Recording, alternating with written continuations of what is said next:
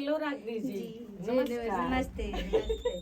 Happy new year. Happy new year.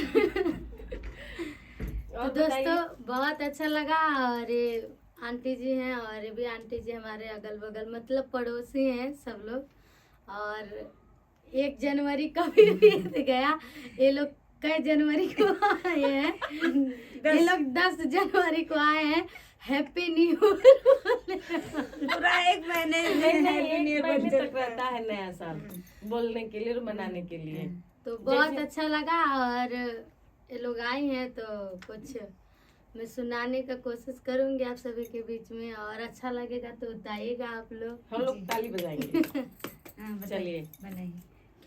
गहना गुड़िया बेच देला गैस सिलेंडर, गहना गुड़िया बेच देला गैस सिलेंडर, पियवा हमर पी के रोज आवेला बलेंडर, पियवा हमर पी के रोज आवेला बलेंडर, कुछो नाही लावेला हमरा के घरी आवेला, घर के अनाज राती राती के चोरावेला, कुछो नाही लावेला हमरा के घरी आवेला, घर के अनाज राती राती के चोरावेला, थाना में जाई के कैले बा सिलेंडर, थाना में जाई के कैले बा सिलेंडर, पियवा हमर पी के रोज आवेला बलेंडर, पियवा हमर पी के रोज आवेला बलेंडर,